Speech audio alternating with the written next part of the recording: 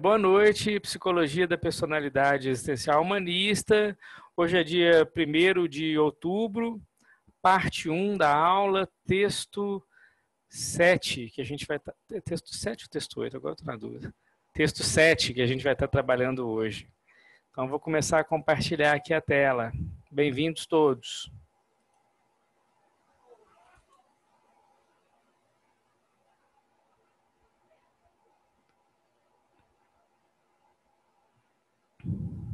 Vamos lá.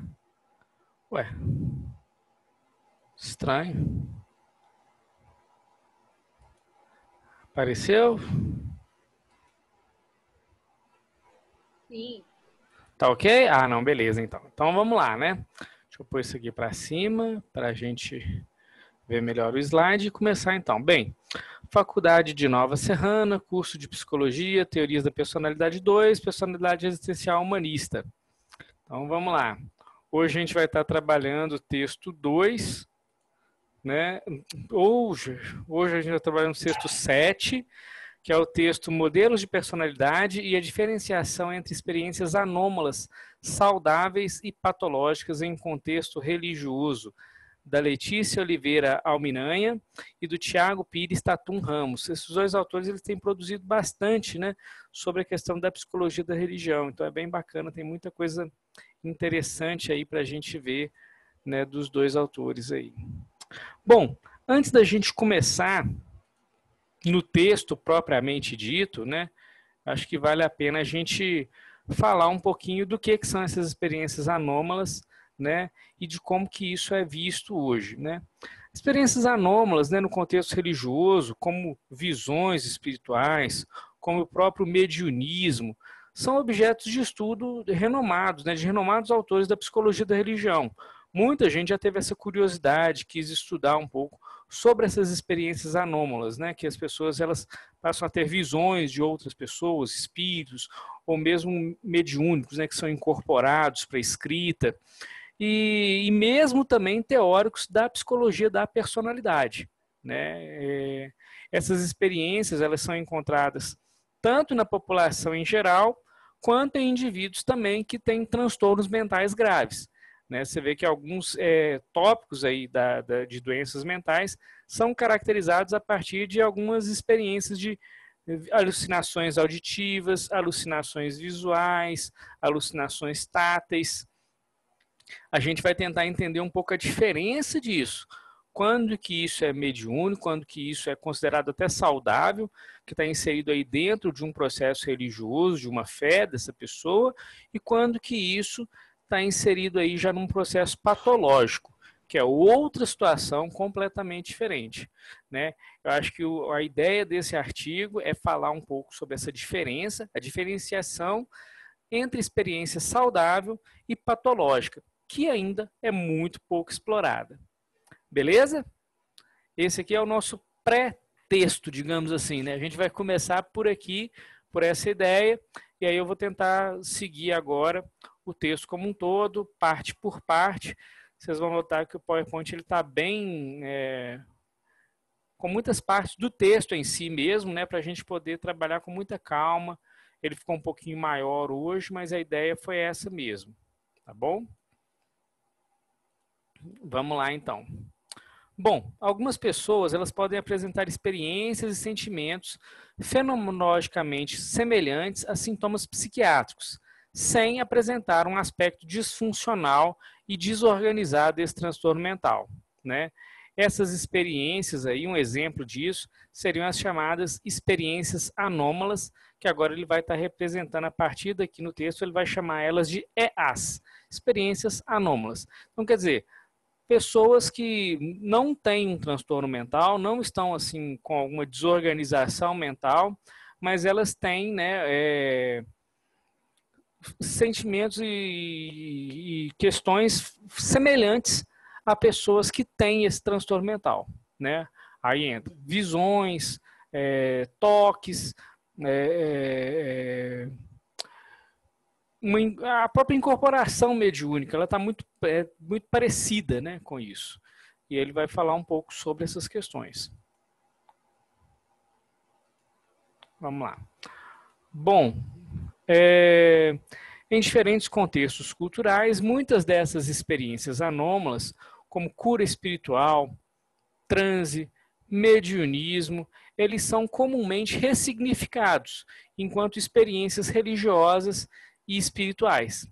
Quer dizer, algumas religiões, né, principalmente o espiritismo, o espiritualismo, eles vão significar essas experiências anômalas, né, como experiências religiosas e espirituais. Então, isso está bem desenvolvido de acordo com a fé desses indivíduos. Esses indivíduos eles vão comungar dessa fé e essas experiências elas têm, inclusive, um significado voltado aí para o exercício dessa espiritualidade. Então, é plenamente normal e aceitável, dentro dessa experiência religiosa e espiritual, uma experiência anômala, né? Uma experiência que sai do controle aí do cotidiano. O Breno está perguntando aqui, agora que eu vi no chat aqui, o que é uma experiência anômala? Experiência anômala, ela vai ser uma experiência que vai ser fora do comum. Por exemplo, escutar uma voz de uma pessoa que já morreu, por exemplo, ter uma visão de uma pessoa que não está ali naquele ambiente, naquele local, ter um contato com um ser superior, por exemplo, uma pessoa num processo de desencarnação. Todas essas seriam experiências anômalas, que saem da realidade cotidiana. Bacana? É uma viagem muito louca, mas para uns é uma viagem louca bem possível, bem dentro ali do que eles acreditam mesmo. Então é bem justo, né? Bem justo. Apareceu o chat aqui, desapareceu. Deixa eu ver aqui. Não. Eu não estou conseguindo voltar ao chat aqui. Eu sei que tem alguma coisa lá. Aqui, beleza, consegui. KKK, era o KKK do Freire. Não, beleza, então, vamos lá. Bom, então, do ponto de vista médico, psicológico, a diferença entre um caráter saudável e patológico de um tipo de experiência anômala, né, e sentimentos nisso, ainda é muito tênue. É muito difícil a gente identificar o que é essa experiência anômala quando ela é algo saudável, algo, por exemplo, que está ligado na religiosidade do indivíduo, para algo que já passa a ser um transtorno, que é algo que já passa a ser o quê? Já passa a ser um mau funcionamento psíquico, uma patologia. Esse texto ele vai discutir justamente isso. O que é uma experiência anômala saudável e o que vai ser uma experiência anômala patológica. E como que a psicologia vai lidar com isso, vai poder identificar isso. Que é muito legal, né? Muito bacana mesmo. Vamos lá, continuando aqui mais um pouquinho, né? Os próprios manuais internacionais, eles, assim, dos transtornos mentais, eles nas revisões mais recentes, eles já tratam disso. Eles têm considerado hoje fatores socioculturais, fatores ambientais, na realização de diagnósticos diferenciais que estão, por exemplo, as experiências anômalas. Né? Esses manuais, essas experiências, elas podem acontecer em contextos religiosos ou não. A maioria das vezes a gente vê em contextos religiosos, né? É muito comum a gente ver isso. Eu acho que alguém está com o microfone. Alguém esqueceu. Deixa eu ver aqui. Eu acho que é o Breno. Deixa eu fechar aqui. Acho que ele desligou. Aí, Breno, valeu. Desculpa. Sem problema, querido. Fica tranquilo. Bom, por tais motivos, então, né, os chamados sintomas schneiderianos, né, de Schneider, né, de primeira ordem, que são as alucinações e os delírios, conforme vocês viram aí em psicopatologia, né, durante muito tempo caracterizaram o diagnóstico de transtorno psicótico, né? Eles foram abandonados pelo atual DSM-5. Eles não especificamente só isso vai caracterizar, por exemplo, um transtorno psicótico, né? Isso se deve justamente porque tem mais de uma década de evidências, né, de experiências desse caráter psicótico poderiam ser encontradas em pessoas sem transtorno psicótico. Então, aqui, alucinações, delírios, eles podem ser encontrados em pessoas que não estão com a psicose, né? E sem um transtorno de forma atenuada, funcional ou integrada à cultura. Quer dizer, por exemplo, quanto que eu posso ter, de repente, uma alucinação, um delírio e não ser uma psicose? Pensa aí, em vários momentos até simples da nossa vida a gente pode ter isso, né? A gente não pode ter um delírio, uma alucinação com uma substância entorpecente, por exemplo. Dependendo aí da substância que você for utilizar, você vai poder ter um delírio, né? Ah, mas aí é uma substância, né, que você vai... Sim, mas aí não significa que você vai ser um psicótico? Porque de Tem repente você toma... aquele chá, como é que fala? É o Ayahuasca, Asca, sei lá. é Eu não sei o... falar estranho, não. Eu tenho curiosidade, mas eu morro de medo da reação. Ele é um Mas alucinógeno, né? Pois é, mas eu queria ir pelo lado religioso, espiritual, porque eu tenho essa curiosidade de busca dessa conexão que o pessoal fala que tem. Não, eu acho que é Porque às super vezes eu chego legal. até a achar que eu tenho pouca fé, dependendo com quem eu converso. O problema Mas eu morro de medo. eu vou te dar uma opinião pessoal, que eu fico meio... Eu tenho muita curiosidade também, acho que deve ser uma coisa muito interessante. Mas eu tenho muito medo. Porque Pois substâncias é. que são, por exemplo, né, um chá de cogumelo, por exemplo, que teria a mesma... Claro que tirando a questão da cultura, tirando a questão da religiosidade, mas seria o mesmo procedimento ali, né? Um Uma alucinógeno droga. também, uma droga alucinógena. Mas, Samuel, Isso o aí, Pois problema é. dessas drogas, o problema é quando o sujeito mistura cocaína com ayahuasca. Aí dá ruim. aí dá muita... Aí dá ruim. Tem essa Porra, também. mas Tem as essa. pessoas que eu conheço que tomaram só ayahuasca, pô, super de boa, teve gente que nem onda teve. Ayahuasca? Mas Ayahuasca. assim, Como que cara, fala? o alucinógeno, no geral, é muito Ayahuasca. difícil você prever o Ayahuasca. comportamento dele, porque a alucinação ela pode vir meses, até anos depois que você tomar, né? Tem isso também, né? Tem casos que o cara tomou o alucinógeno e anos depois que foi dar a viagem, né? Então, assim, quando você toma e está esperando a viagem, beleza, né? Tá tranquilo, você tá ali. Agora, de repente, imagina, 1 ano, 2 anos depois que você tomou a substância, de repente você está em outro contexto, em outra situação de sua vida, e começa a aparecer aquela viagem toda. Imagina que loucura que Quer ver deve um ser. exemplo, Samuel? Um exemplo corrente, sabe qual é? Uhum. São as alucinações que algumas pessoas que contraíram o Covid passaram a ter, né? Que começaram a ter alucinações com relação ao olfato e o paladar.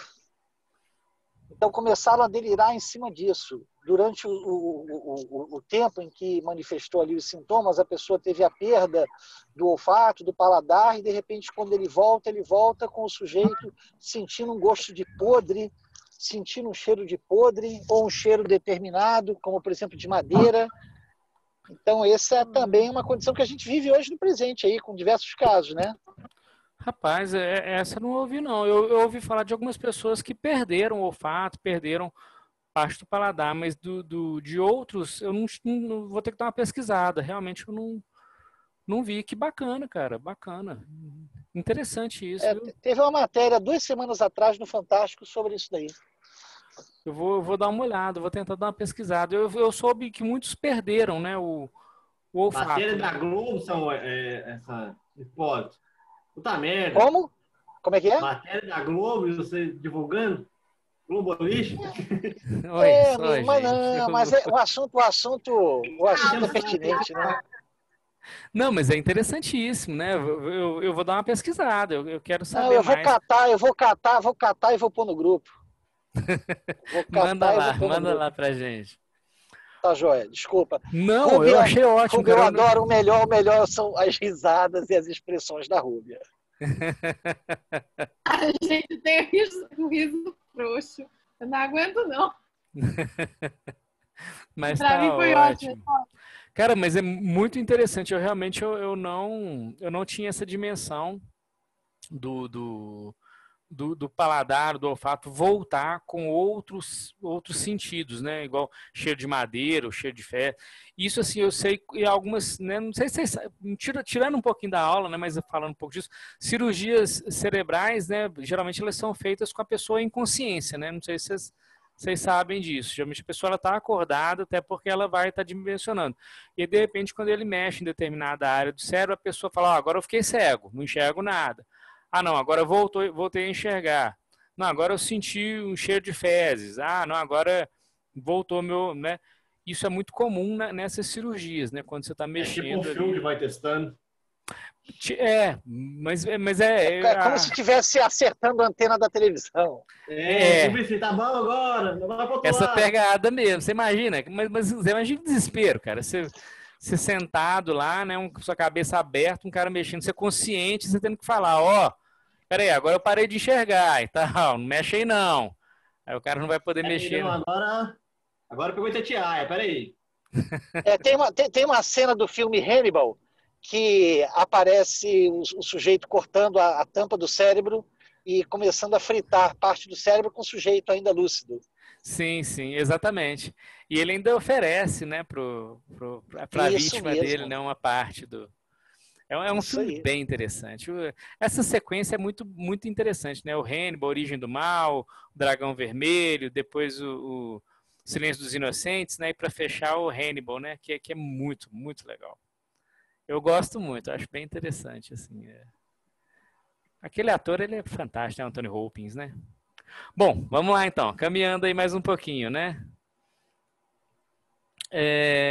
Sobre aqui, então, algumas dessas experiências anômalas, né, elas vão oferecer algum sentido e promover a saúde mental desses indivíduos, né? O chá do ayahuasca, por exemplo, vai promover, né? Vai promover aqueles indivíduos que estão ali fazendo uso daquele chá e que tem essas visões, tem essas experiências anômalas a partir aí do uso desse chá, eles vão ter uma ressignificação nesse contexto religioso, né, espiritual, né?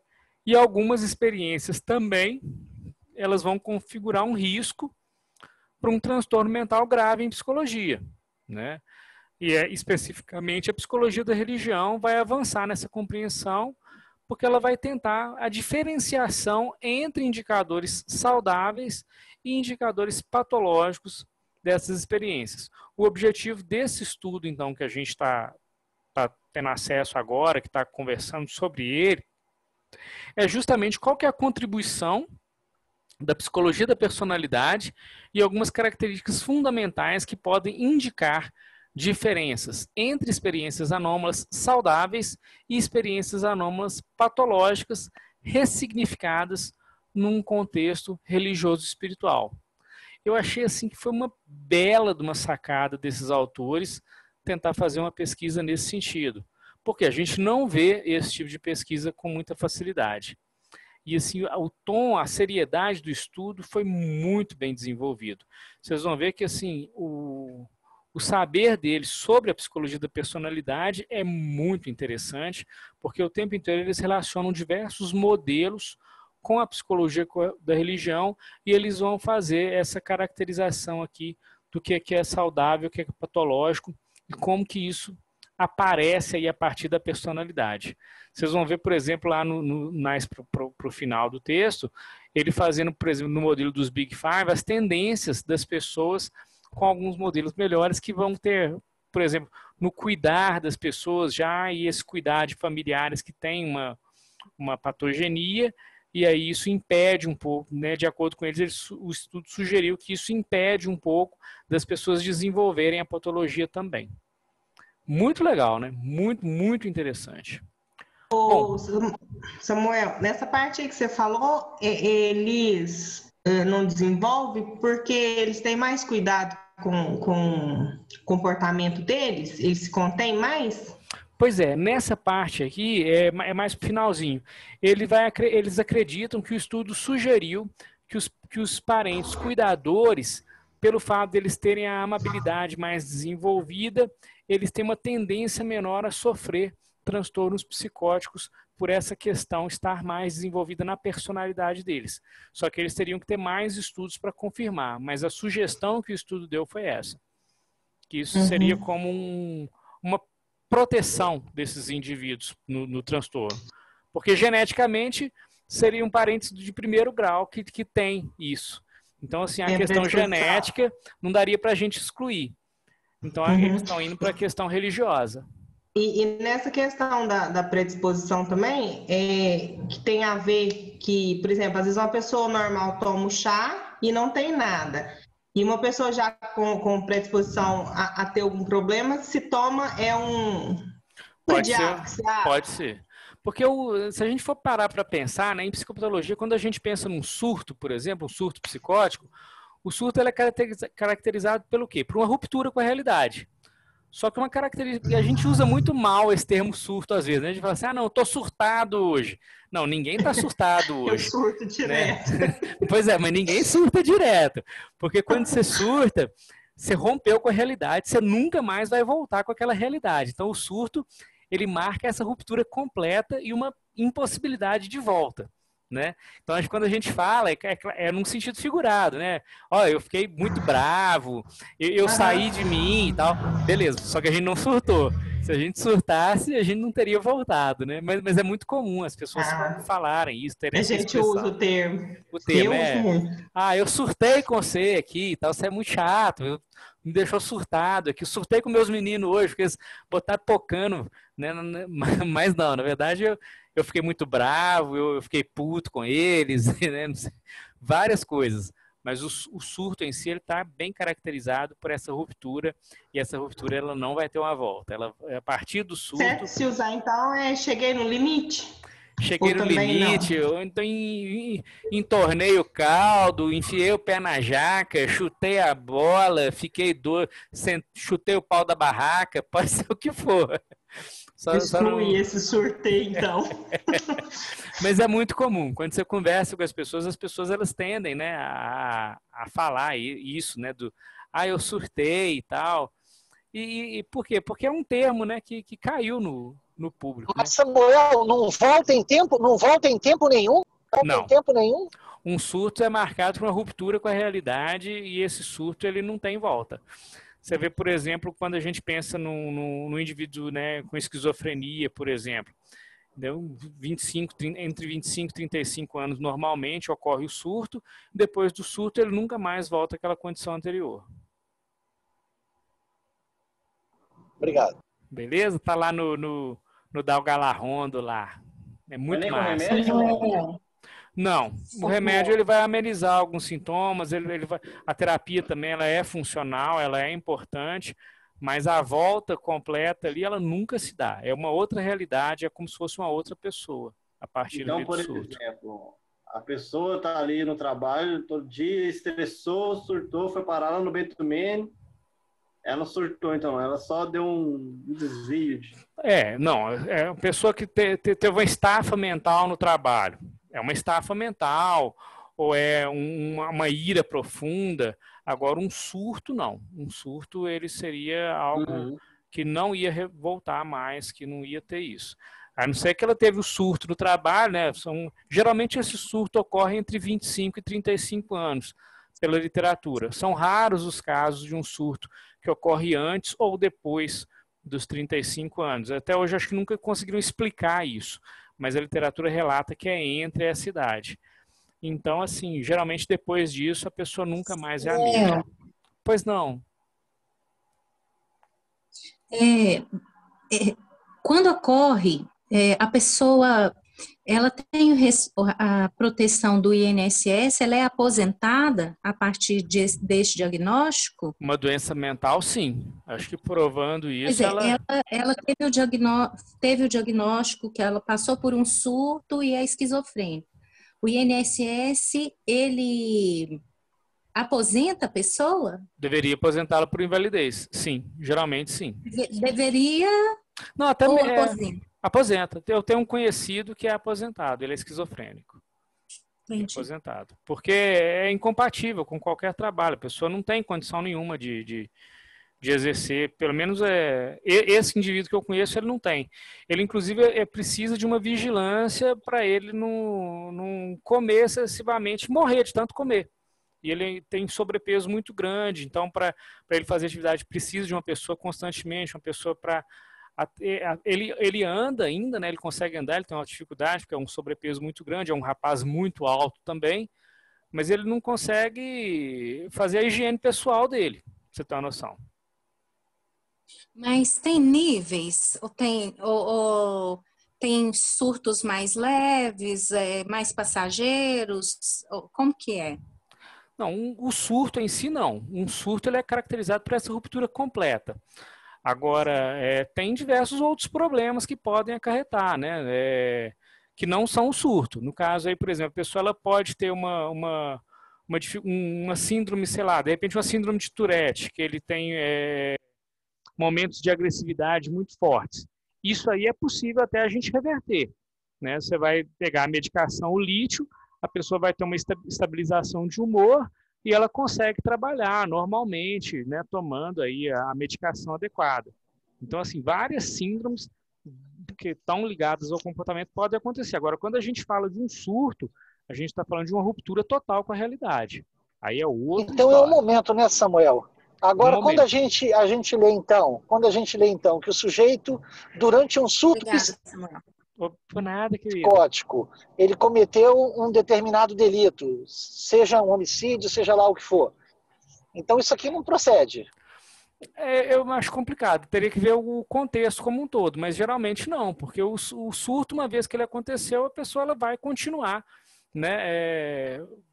Ela vai mudar a partir desse surto, né? Um surto, Volta então a ser mais como era antes. nunca mais.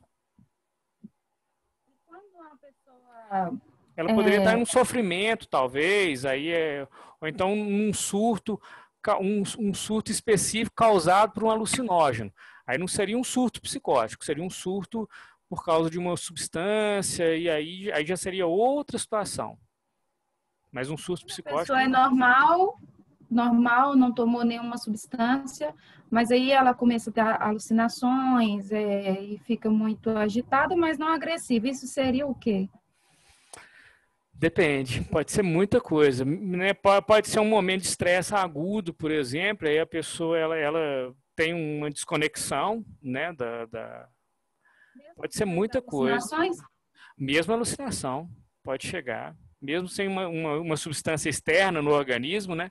Pode acontecer. A gente está vendo aqui, por exemplo, no texto, uma pessoa no momento de êxtase religioso, ela pode ter uma alucinação. E aí é uma coisa boa para ela, uma coisa bacana, que até vai aproximar ela da religião dela. Então, assim, não necessariamente essa experiência anômala ela vai ser sempre ruim. Eu conheço uma pessoa que ela teve, agora, devido a esse tempo de pandemia, né? Abaixo. Ela acabou pensando, colocando muito na cabeça dela sobre a questão da pandemia e envolveu muita questão religiosa também. E aí ela chegou a ter um momento assim, que ela tinha alucinações, ela não falava coisa com coisa. E aí, você falando agora, eu fiquei pensando, então isso não foi um surto? Não, provavelmente foi um momento de estresse agudo dela, um momento que ela não estava conseguindo socializar e ela se sentiu muito angustiada. Aí a gente teria que entender no caso a caso, mas é comum, né? Infelizmente, a doença mental está muito mais próxima da gente do que a gente imagina. E quando a gente faz terapia, é justamente para cuidar, né, da nossa mente, né, dessas questões todas. Acho que todos nós, em alguns momentos, a gente sentiu já um desespero muito grande em relação a determinado assunto. Às vezes a gente não consegue lidar bem, por exemplo, com uma ruptura de um relacionamento. É normal a gente não lidar bem com um luto, por exemplo, durante um determinado período, né, quando a gente perde alguém amado, ou mesmo um animal de estimação. Então, o tempo inteiro a gente está, né, se equilibrando aí na sanidade e na loucura. Né? Eu não vejo que dá para a gente ficar muito do lado só da sanidade ou só da loucura, não. A vida tem esse movimento mesmo, né? E por isso que eu acho que de tempos em tempos é sempre bom sentar naquela poltrona de novo e ter alguém para me ouvir, né? Coisa que hoje eu faço muito, né? Eu ouço muito as pessoas, mas em alguns momentos eu sinto a necessidade de estar naquele outro local também. E eu acho que é muito justo, tá? Me policio até para frequentar com uma certa frequência, digamos assim, né? Esse lugar também. Acho que é muito. A gente que trabalha com isso, a gente está o tempo inteiro recebendo muita carga, né? Afetiva, forte.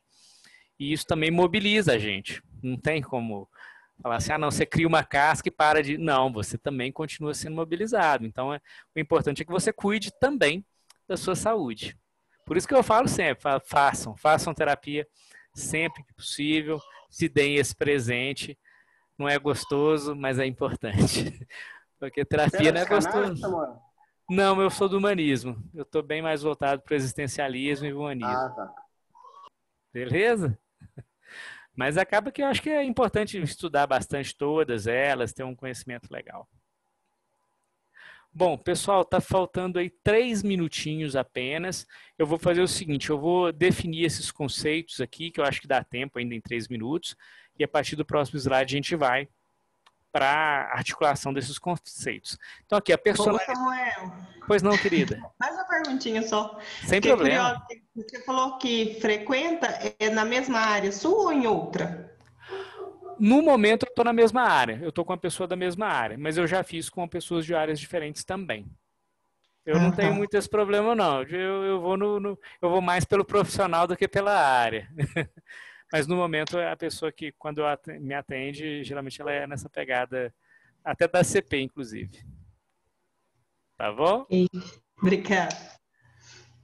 Bom, a personalidade, então, aqui nesse texto, ele entendeu como resultante de traços biológicos hereditários, que é o temperamento, e traços adquiridos, que é o caráter, né, num entendimento que remonta ao Porte e vai até Cloninger. Esses autores, eles viram nessa questão de traços biológicos, né, e hereditários, chamados aí de temperamento, e traços adquiridos com a cultura, que são o caráter.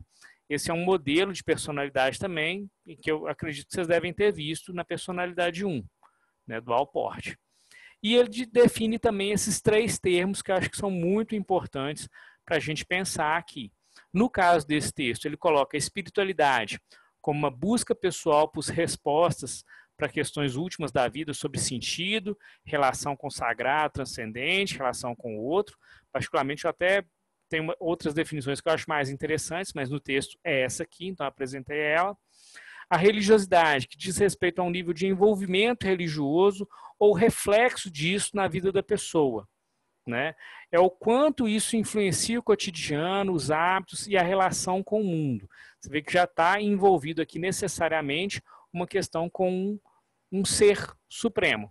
E a religião já vai ser um sistema organizado de crenças, práticas, rituais, símbolos, necessariamente aqui, ele não coloca, mas institucionalizado. Né? Ele tem um lugar, ele está em determinado local e ele é bem palpável, as regras são bem estabelecidas para aqueles que manifestam o desejo de seguir esse sistema. Então, beleza, né? Religião, sistema organizado de crenças, institucionalizado. A espiritualidade vai um pouco além disso, já vai no envolvimento pessoal e como que essa religiosidade, ou como que essa interferência do sagrado está junto do indivíduo no cotidiano. E a espiritualidade já vai além disso, ela não está necessariamente ligada a uma religiosidade, ela está... existe uma espiritualidade não religiosa, a gente já até, acho que eu já falei sobre isso com vocês na mesa, inclusive, né? E ela é um termo que eles são termos semelhantes, mas eles têm diferenças bem significativas. E podem estar juntos aqui, né? Ou separados. Gente, eu acho que a gente vai cair agora, por causa do 1 minuto, mas eu volto aqui, tá bom? Então vamos lá. Essa espiritualidade seria